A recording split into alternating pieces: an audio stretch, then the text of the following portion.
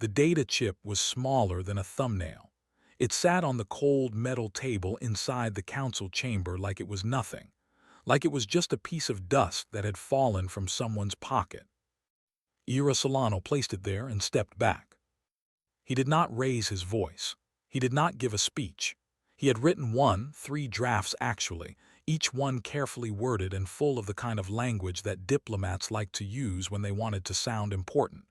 He deleted all three the night before. In the end, the chip said everything.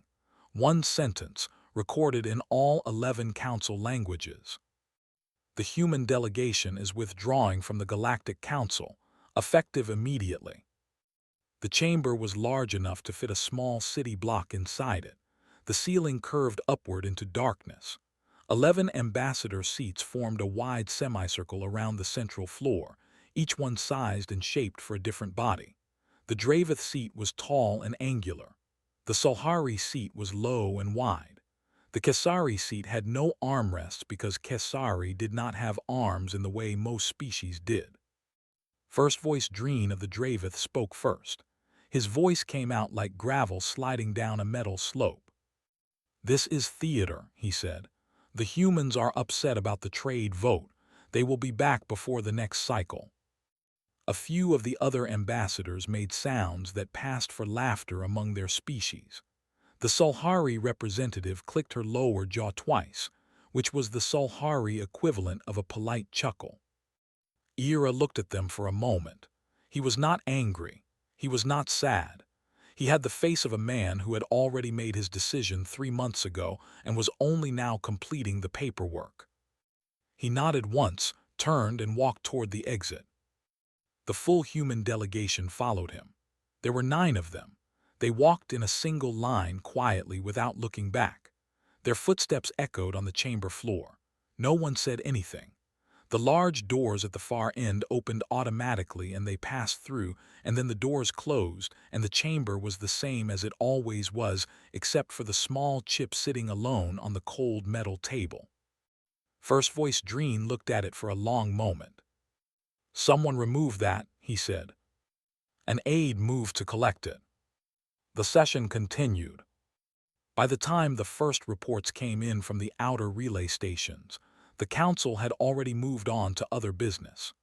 The exit of the human delegation was noted in the official record as a diplomatic protest, expected duration unknown, cause listed as trade grievances following the vote on raw material access rights. No one marked it as serious. This was understandable. Humanity had joined the Council 42 years ago, and in that time they had not contributed a single warship to joint defense. They had no territory that bordered any contested zone. Their home system sat in a quiet corner of the galaxy with no strategic value. They were known for 3 things: surviving conditions that should have killed them, asking too many questions, and showing up to every joint project with too many volunteers. The Council had 11 species. Remove 1 and 10 remained. The math seemed simple. On the station called the Fold, which served as the Council's main administrative hub, life continued. The Fold was enormous, a dark metal structure hanging in deep space, ringed with cold blue-white lights, its interior full of long corridors and high-ceilinged halls designed to accommodate beings of many different sizes. It had been built over 200 years ago and had been expanded 6 times since then. Vora was in the lower engineering ring when she heard the news. She was replacing a coolant valve in one of the secondary life support lines, a job that had been on the maintenance list for 11 days. She was behind schedule because 2 of her team had transferred out last rotation and replacements had not arrived yet. She heard 2 Solhari administrators talking in the corridor outside. "The humans left," one said. "I heard," the other replied. "Good. They were always in the way at committee meetings." Vora kept working. She did not say anything. She finished replacing the valve and then sat on the floor for a moment with her data tablet, pulling up the maintenance log for the secondary life support line. She scrolled through the repair history. Every entry for the past 6 years had a human name attached to it. Not just this line. All the lines in this section. She checked another section, same thing. She sat there for a while longer than she needed to, reading names she had never paid much attention to before. Human names. Short contracts, most of them. Low pay grades. No medals, no commendations, no record of anything except the work they did and the date they did it. She closed the tablet and stood up and picked up her tools. She did not say anything to anyone that day. But she started a new file on her personal drive that evening. She titled it simply, Names. She did not know yet what she was going to do with it. She only knew that someone should be writing them down. Across the galaxy, in a quiet house on Earth with a small garden that needed watering, Ira Solano sat at a plain kitchen table and read a message from a journalist asking if he had any comment on the withdrawal. He typed back 2 words, "No comment." Then he went outside to water his garden. The sun was setting and the light was the color of warm copper, and everything was very still and very ordinary, which was exactly what he had been hoping for. He did not feel triumphant. He did not feel afraid. He felt like a man who had placed a stone on a scale and was now waiting to see what the other side weighed. The first thing to break was a number. Not a system, not a ship, not a building, just a number inside a formula that a Dravith health official had been using for 3 years to calculate the correct dosage of an antiparasitic treatment for a disease that lived in the water supply of the planet Dravith Prime's southern provinces. The formula was correct. It had always been correct, but it had a variable inside it, a biological constant that adjusted based on seasonal temperature data from a monitoring network in the southern lowlands.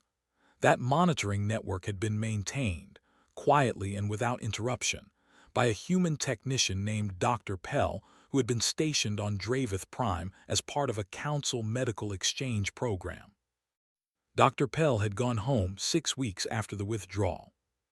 The monitoring network kept running on its own for a while. Then one of its ground sensors failed and no one noticed because no one was checking anymore, and the temperature data it was feeding into the formula started drifting slightly from reality, and the dosage calculations shifted by a small margin, and for most people the treatment still worked fine. For children under a certain body weight, it did not work at all. The cases came in slowly at first. Provincial health offices flagged them as outliers. A second look was ordered. A third look. By the time the Dravith Central Health Authority understood what was happening, 2 provinces had over 4,000 confirmed cases, and the number was growing in a shape that no one on the health committee liked. First Voice Dreen received the report on a morning when he was already dealing with 3 other things. He read it quickly and forwarded it to the health ministry and told them to fix it. The health ministry spent 4 days looking for the source of the formula and could not find it. The original documentation existed in a shared council medical archive that ran on servers in a network partly administered by human technicians who were no longer there. The archive was still accessible, but the metadata had not been properly migrated, and the search function was returning incorrect results. They found the formula. They could not find the monitoring calibration protocol that made it work. They sent a request to the Council's General Records Office. The Records Office sent it to the Diplomatic Relations Committee. The Diplomatic Relations Committee noted that humanity had withdrawn, and that direct contact was therefore complicated, and forwarded the request to the Legal Review Board. The Legal Review Board had 17 items ahead of it. 11 more children got sick while the paperwork moved. On the Fold Station, Vora had moved past the secondary life support section and was now doing something she had not been asked to do and had not told her supervisor about. She was mapping. She had access to the full maintenance database for the station as part of her engineering credentials. What she was doing with that access was pulling every repair log from the past 12 years and sorting them by the listed technician. Then she was building a visual map, a simple one, nodes and lines, each node a system, and each line a repair event connected to a technician name. She had expected to find a lot of human names. She had not expected the map to look like this. It was not that humans had done some of the work. It was that certain systems, specific, critical, non-obvious systems, had been touched almost exclusively by human technicians, not because of any policy or assignment, just because the work was there and the humans had done it. Life support calibration in the lower rings, navigation beacon alignment on the outer docking arms, the waste processing chemical balance in the habitat sections, the atmospheric mix adjustments in the medical bay. Small things, unglamorous things, things that no ambassador ever asked about and no committee ever discussed and no commendation was ever awarded for. Things that, if they stopped working correctly, would not announce themselves loudly. They would just quietly get worse.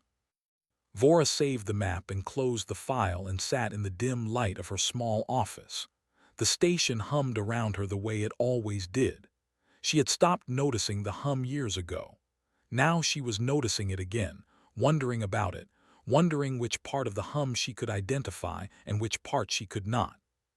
She opened the map again and looked at it for a long time. Then she went to find her supervisor. Her supervisor, a senior Kesari engineer named Bren, listened to her for 4 minutes and then told her that human technicians had been replaced by automated systems and contracted workers from 3 other species, and there was no cause for concern. Vora asked who had configured the automated systems. Bren looked at her. Vora pulled up the log. The automated systems had been configured by a human technician 8 months ago. The configuration file had not been reviewed since. Bren told her to write a report and submit it through the standard channel. Vora wrote the report that same day. It was 7 pages long and included the map as an attachment. She submitted it through the standard channel. The standard channel had a processing backlog of 22 days. She went back to work. She added more names to her file. She was up to 247 now, and she was not even halfway through the maintenance database. Somewhere in the southern lowlands of Dravith Prime, in a small clinic with not enough beds and not enough medicine, a Dravith nurse was holding the hand of a very small patient and trying to explain to the child's mother why the treatment was not working yet and when they expected to have an answer. She did not have a good answer. She was waiting on the legal review board, though she did not know that. She just knew that somewhere, someone had stopped doing something, and no one had noticed until now. Vora's report sat in the standard channel queue for 11 days before someone pulled it out. Not because of the processing backlog. Because a Sulhari colony ship called the Yathara drifted 11 degrees off course near the Aldrin Belt and grazed the edge of an asteroid cluster, and 41 people died, and suddenly everyone wanted to know why the navigational relay in that sector had been showing a recurring calibration error for the past 2 months that no one had corrected. The answer was in the relay maintenance log. The last successful manual calibration had been performed by a human contractor named Wies Akafer, whose 6-month contract had ended 8 days after the withdrawal, and who had not been replaced because the relay company had filed an extension request through the Council Labor Office, and the Labor Office had routed it to the Diplomatic Relations Committee because the worker was human, and everything involving humans was now complicated. The extension request was still pending. 41 names. The Sulhari Health Authority released them in alphabetical order: families, a school teacher, 2 engineers on a resettlement trip, a retired Sulhari admiral traveling to see her daughter. First Voice Dreen requested an emergency session of the full council. The session was held in the main chamber on the fold. All 11 ambassador seats were filled. The chamber felt very large and very quiet before the session opened, the way large rooms do when the people inside them know something has gone wrong and are still deciding how to talk about it. The session had 3 agenda items. The Sulhari incident was first. The Dravith Plague was second. A general systems review was third. After the first two items were presented, First Voice Dreen looked at the Solhari ambassador and said that these were clearly separate incidents, and that drawing a connection between them would be premature. The Solhari ambassador said nothing. She was looking at something on her desk screen. That was when Vora was brought in. She had not expected to be brought in. Her supervisor Bren had forwarded her report not to the standard committee, but directly to the session coordinator after the Yathara news broke, attaching a note that called Vora's findings preliminary but potentially relevant. Vora found out she was presenting when Bren messaged her 40 minutes before the session. She walked into the council chamber in her engineering uniform with the tool clips on the chest and a data tablet in one hand. She was aware that the 11 ambassadors were looking at her, and that none of them had ever heard her name before. She pulled up the map on the chamber's central display. It was larger than she expected on the big screen. The nodes and lines filled the projection space, a dense, complicated web of connections between systems and names, spread across the full width of the Fold station, and in the outer rings of the map, across the wider council network. She explained it the way she would explain anything technical, calmly, in order, without drama. She said that over a period of 12 years, a significant number of critical maintenance tasks across the station and the broader council infrastructure had been consistently performed by human technicians, not assigned to them by policy, just done by them because they were there and the work needed doing. She said the tasks in question were not glamorous ones. They were the kind of tasks that did not appear in any official record except the maintenance log. She said that when those technicians left, the tasks did not disappear. They just stopped being done. She paused and pointed to a cluster of lines near the center of the map. She said that cluster represented the Fold station's own life support calibration network. She said the last full manual review of that network was performed 14 months ago by a human technician named Gia Ferris, who had been on a short contract and had not been replaced. She said the automated systems running the network had been configured by the same technician and had not been reviewed since. She said the automated systems were currently running correctly, but that two of the sensor inputs they relied on were showing drift patterns consistent with early miscalibration, and that if those inputs continued to drift without correction, the life support atmospheric mix in the lower habitat rings would begin to shift outside acceptable parameters in approximately 40 days. The chamber was very quiet. First Voice Dreen said, "You are saying the station's air is going to become a problem." Vora said, "In 40 days, if nothing is done, the lower rings will have oxygen levels that are acceptable for some species and not acceptable for others." Yes. The Solhari ambassador looked up from her desk screen. She said one word in Solhari that the translation system rendered as deliberate. Vora said no. She said humans had not done this on purpose. She said humans had just left, the same way anyone leaves when their contract ends or their workplace makes them feel unwelcome for long enough. She said the problem was not that humans had done anything. She said the problem was that no one had noticed how much they were doing until they stopped.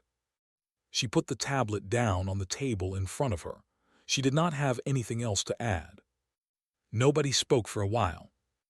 Then the Solhari ambassador asked Vora if she could send her the full map file. Vora said yes. She sent it before she left the chamber. She walked back to the lower engineering ring and picked up where she had left off on the coolant systems check. Her hands were steady. She was not nervous anymore. She had said what she knew. What happened next was not her part. She added 2 more names to her file before the end of her shift.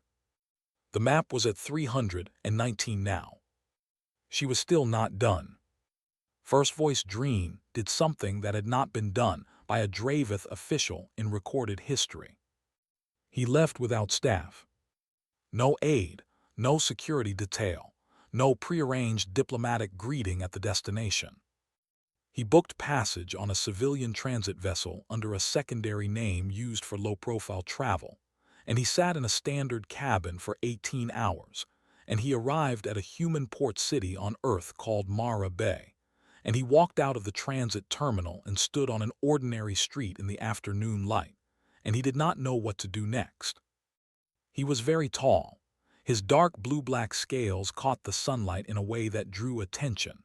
His ridge crests, which ran from his forehead to the back of his neck, were a feature that most humans had only seen in news footage.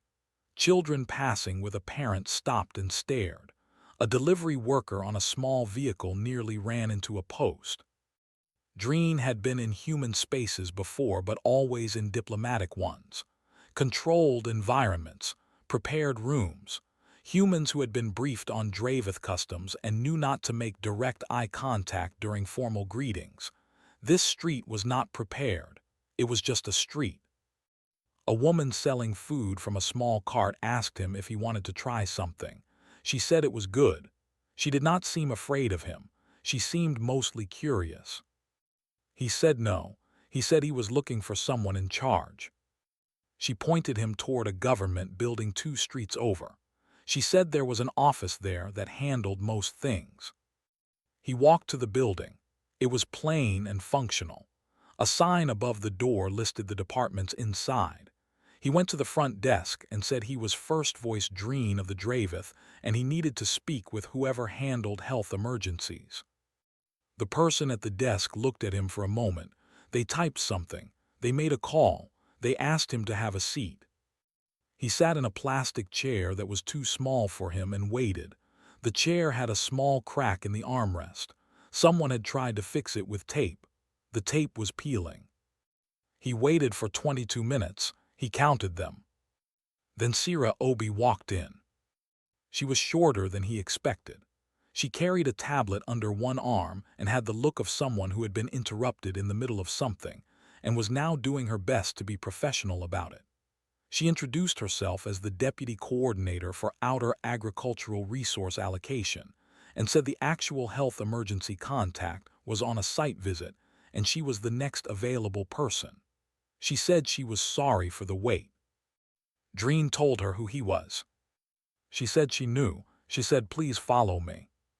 She took him to a small room with a table and 2 chairs and a window that looked out at a courtyard where someone had planted vegetables in raised beds. She sat down and opened her tablet. She asked him what the emergency was. He explained the plague, the formula, the monitoring network, the missing calibration protocol, the children. He had prepared a formal diplomatic opening, but he did not use it. He found that in this room, with this woman who was looking at him with focused and practical eyes, the formal opening felt like a waste of time. She listened without interrupting. When he finished, she asked one question. What was the name of the human technician who built the monitoring network? He said Dr. Pell. She typed it. She was quiet for a moment. Then she pulled up a file and turned the tablet so he could see the screen. It showed a directory tree of medical archive files. She had found it in under 4 minutes. She said the full calibration protocol was stored in a local archive that had never been removed. It had only been removed from the shared council server. The local backup was complete. She could transmit it to Dravith Health Authority in the next few minutes. Dreen looked at the screen. He said, "Just like that." She said, "Just like that." She said she would flag it for the health coordination team as well so someone could help with the rollout. She said it would not cost anything. She said it was just information. She transmitted the file. He watched the confirmation appear on her screen. He sat with that for a moment. He had come to Earth expecting negotiation, a process, a price. He had prepared arguments. He had thought about what he would accept and what he would refuse. He had thought about the council and the vote and the trade dispute and all of the weight that sat between Dravith and humanity right now. He had thought about how to navigate all of that. There was nothing to navigate. She had just done it. He asked her why. He said after the withdrawal, after how the council had treated the human delegation. Why help? Sira Obi looked at him the way someone looks at a question they find genuinely strange. She said, "Children are sick. That is the only reason there needs to be." He was quiet for a long time. Outside the window, a human in worn gardening clothes was checking the vegetable beds. One of the plants had a support stake that had fallen over. The gardener straightened it and pressed the soil down around the base and moved to the next one. Dreen watched this. He did not know why he was watching it, he just could not look away.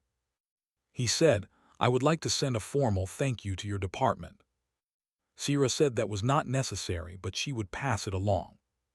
He said, "Is there something you need? From Draveth, something I can offer?" She thought about it. She said, "If any of your agricultural teams are interested in the soil amendment techniques we use in the southern growing zones, we have documentation we can share. Free of charge. Your climate data suggests it might help with the eastern crop yields." He said he would mention it. She walked him back to the front desk. She shook his hand in the human way, which required him to bend significantly. She did it without making it awkward. He walked back out onto the ordinary street. The food cart woman was still there. He stopped and bought something this time. He did not know what it was. It was warm and slightly sweet. He stood on the street and ate it and tried to figure out what he was feeling.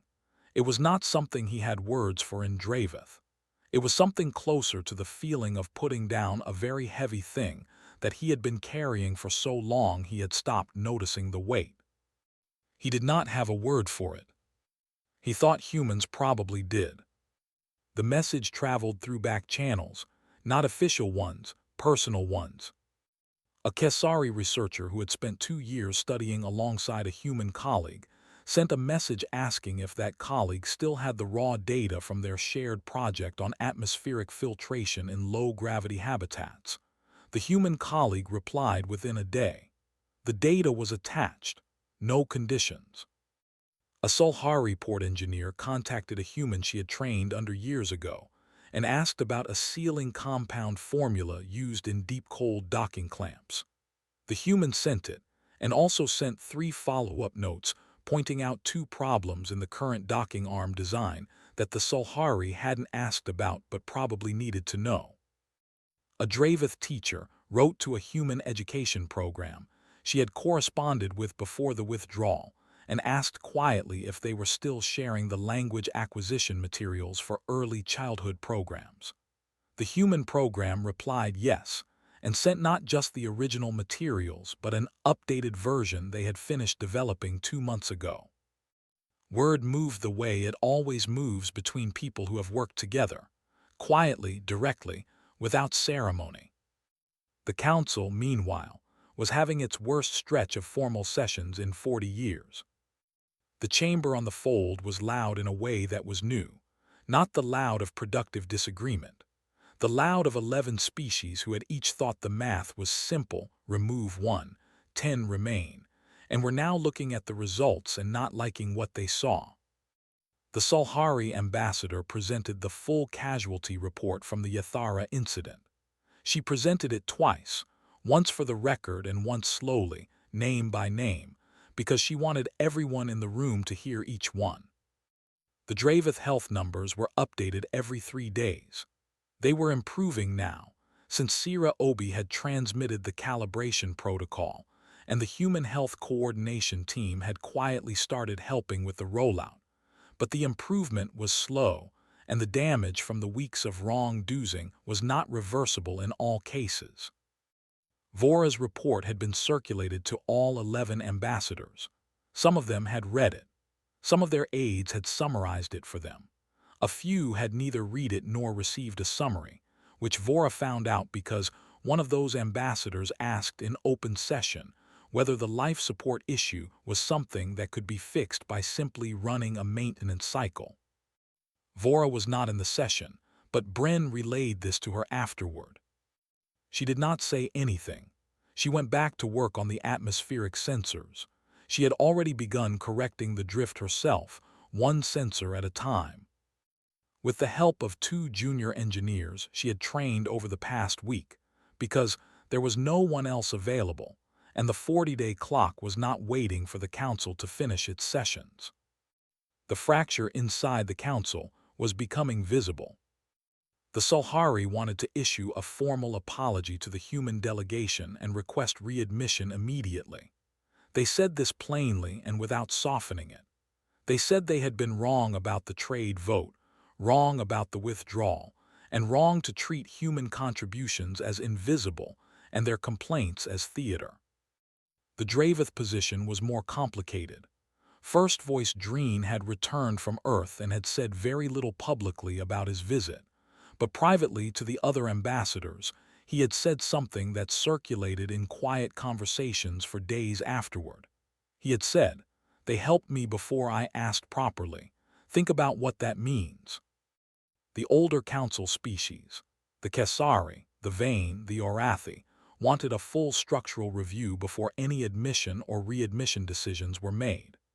They said the council's framework had not been designed with the kind of distributed, informal contributions that the human departure had revealed, and that fixing the symptoms without fixing the design was just setting up for the same collapse at a later date. The younger species, the 3 who had joined the council most recently, said almost nothing in session but sent a joint message to the council coordinator's office that was 3 sentences long. It said, "We reviewed the map. We found our own systems in it. We want to know why we did not know this before." No one had a good answer to that. Ira Solano received a request to attend a council session as an observer. The request came from Tobik, a young Kesari ambassador who had joined the delegation 8 months ago, and who had, according to people who had worked with him, a habit of doing things the direct way when the official way was taking too long. Ira thought about it for 2 days, then he said yes. He arrived at the fold on a transit shuttle, alone, with a small bag and the same dark navy coat he always wore. He was shown to an observation balcony above the main chamber, a narrow walkway with a railing and 2 chairs. It was not a dignified place to observe from. It was the kind of spot usually used by maintenance staff checking the chamber's overhead lighting rigs. Ira sat down and took out a notebook and a sandwich he had packed himself, and he watched the session below. It was loud. It was messy. Several ambassadors were talking at the same time, and the translation system was struggling. The Sulhari ambassador stood up at one point and hit the table with an open hand, which was a Sulhari gesture of extreme frustration not often seen in formal settings. The Orathi delegation walked out briefly and came back. Tobik climbed up to the balcony during a recess. He sat in the second chair. He was younger than most of the ambassadors below, and he looked tired in the way that young people look when they have been in too many long meetings. He looked at the sandwich. He asked Ira if he had eaten. Ira said yes and offered him half. Tobik took it. They sat for a moment, eating in the narrow balcony above the fracturing council chamber. Tobik said, "What does humanity want to come back?" Ira said he did not speak for humanity officially anymore, but he could say what he personally thought. Tobik said, "Please." Ira looked down at the chamber. He said coming back to the same table was not the answer. He said the table itself was the problem. He said the council was built to manage power between species that had power, and everything else, the work, the care, the small things that kept everything running, had happened in the margins where no one was looking. He said if the council wanted human involvement again, it needed to decide what it actually wanted to be. Not just a room where the powerful negotiated, something else. Tobik asked what that would look like. Ira finished his sandwich and thought about it. He said start with the sick, start with the ones who have no fleet and no vote, start with actually helping, build the rules around that, see what you get. Tobik was quiet. He was looking down at the chamber. The session was resuming below. He said, "That sounds hard." Ira said, "Yes." Tobik said, "I am going to try." He climbed back down. Ira watched him return to his seat below and raise his hand to speak. The chamber did not quiet immediately, but Tobik kept his hand up, and eventually the room settled enough to hear him. Ira could not make out the words from the balcony. He wrote a few notes in his notebook. He finished the rest of his sandwich. Then he sat and watched, and waited to see what the room would do. The negotiation took 2 years. Not because the ideas were complicated. The ideas Tobik had brought to the chamber that day were not complicated. They were simple enough that a child could have understood them. Help the sick, fund the unrepresented, write down the names of the people doing the work. The complication was not the ideas. It was the number of species that had to agree, and the number of ways each species had of saying yes while meaning not yet, and the number of meetings that had to happen before the right people were in the right rooms at the right time. Vora attended 11 of those meetings, not as an ambassador, as a technical advisor. She brought her map to each one. It had grown. It was no longer just the Fold Station and the Council Network. It was everything she had been able to document over 2 years of working backward through maintenance logs, contract records, exchange program rosters, and research collaboration files. The map now covered 43 star systems. It showed 581 names. It showed the invisible skeleton of a galactic community that had been held together, in part, by people who were never in the meeting rooms. The map was included in the founding document of the compact, not as an attachment or a reference, as part of the text itself. A section called the Record of Unnamed Work, which listed all 581 names with their contributions beside them, was written into the document because Tobik had insisted on it, and First Voice Dreen had seconded the motion, and no one had been willing to be the ambassador who voted against writing down the names of people who had kept their stations running. Humanity did not rejoin the Council. The Council did not continue. What was signed that day was something new, the Compact, built on a different framework. Founding members, not returning members. Humans had a vote. So did 4 species that had never had a vote under the old structure because they lacked the military presence the Council had always required for full membership. The Compact did not require military presence. It required demonstrated commitment to the shared functions: medicine, infrastructure, education, the slow, invisible work that kept everyone alive. There was a signing ceremony. It was held on the Fold because no one wanted to pick a planetary surface and offend anyone, and the Fold was at least neutral ground. The chamber had been slightly renovated. The seats were different. They were still arranged in a semicircle, but there were more of them now, and they were sized for a wider range of bodies. Ira Solano was not there. He had retired 11 months before. He had been asked to come, and had said no and had meant it. He sent a message that was read aloud at the ceremony by a young human aide who stumbled slightly over one of the longer sentences. The message said that the people who had actually built the compact were in the room, and he was glad they were the ones signing it. First Voice Dreen signed on behalf of the Dravith. His hand shook slightly. This was visible to everyone in the chamber and to the broadcast feed that went out to 37 worlds. The Dravith do not typically show physical emotion in formal settings. Several Dravith officials watching from their home world would later say they had not expected it and did not know what to do with it. Dreen knew exactly what it was. He had been carrying the weight of 41 Solhari names and 4,000 Dravith children, and a small plastic chair with peeling tape on the armrest for 2 years, and the shaking was what happened when you put something down. Vora was given a seat on the Compact's infrastructure board. She kept her file. She still called it names. She submitted it to the Compact archive as a historical document on the day the board held its first meeting, and the archivist who received it asked her what category to file it under. Vora thought about it. She said essential services. On the outer rim of Compact space, on a station called Waypoint 4 that served as the first point of contact for species not yet connected to the broader community.